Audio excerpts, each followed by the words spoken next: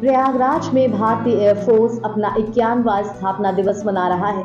आज 120 विमानों का एयर शो है, जिसे एशिया का सबसे बड़ा एयर शो कहा जा रहा है। इसके लिए सुबह से ही बमरौली एयरपोर्ट पर फुल ड्रेस परेड शुरू हो चुकी है। इस कार्यक्रम में पैराट्रूपर्स 8000 फीट की ऊंचाई से नीचे कूदेंगे, जबकि अपाचे, चिनूक जैसे हेलीकॉप्टर्स और सुखोई मिग सूर्य किरण जैसे विमान हैरत अंगेज प्रदर्शन करेंगे।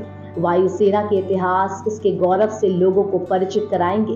बता दें कि दोपहर 2:30 बजे प्रयागराज के संगम में ये एयर शो होगा।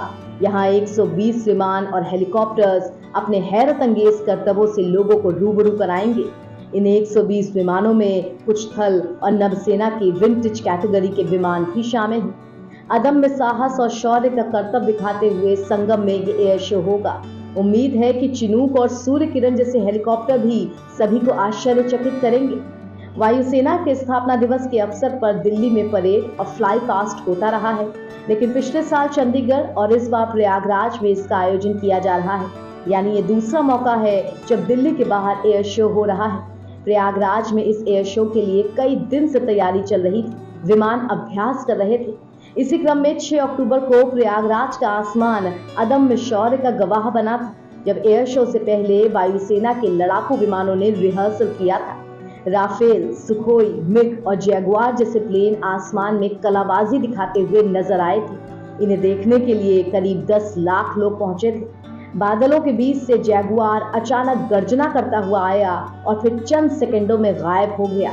तेजस और मिग प्लेन 360 डिग्री की कलाबाजी करते दिखे। अपाचे विमान दूसरी तरफ से आता हुआ दिखा, दर्शकों को अपनी ताकत का एहसास दिलाया और फायर बॉल्स भी छोड़े आसमान में। बता दें कि भारतीय सेवा में खुद भारत द्वारा निर्मित पूरी तरह से स्वदेशी C-295 विमान पहली बार संगम पर उड़ान भरेगा, तो वहीं मिग 21 बिसन अपनी ऐतिहासिक विरासत छोड़कर आखिरी उड़ान भरेगा। हवा में 2 विमान उसे आसमान में आखिरी सलामी देंगे। शाम को जब सूरज ढल रहा होगा तो मिग 21 बिसन आसमान में हमेशा हमेशा के लिए ओझल हो जाएगा। इससे पहले बमरौली एयरपोर्ट पर इस एयर शो के लिए फुल ड्रेस रिहर्सल हुआ। इस एयर शो की खास बात यह भी है कि पहली बार महिला ग्रुप कैप्टन शालजी धामी भारतीय वायुसेना दिवस की परेड का जिम्मा संभाल रही हैं। Group captain Shalija Dhami combat unit में कमांड अपॉइंटमेंट पाने वाली पहली महिला वायुसेना अधिकारी हैं। उनके पास करीब 28,000 घंटे से ज्यादा का फ्लाइंग एक्सपीरियंस है। साथ ही एयरफोर्स के नए झंडे का अनावरण भी किया जाएगा। इसमें एयरफोर्स के एम्बलम यानी कि प्रतीक चिन्ह को शामिल किया गया है। एयरफोर्स की स्थापना 1932 में हुई।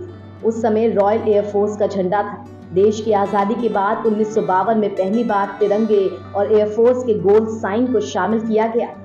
तब से यही फ्लैग वायुसेना की पहचान रहा है। एयरफोर्स के इतिहास में पहली बार 91वें में स्थापना दिवस के अवसर पर यह फ्लैग बदला जाएगा।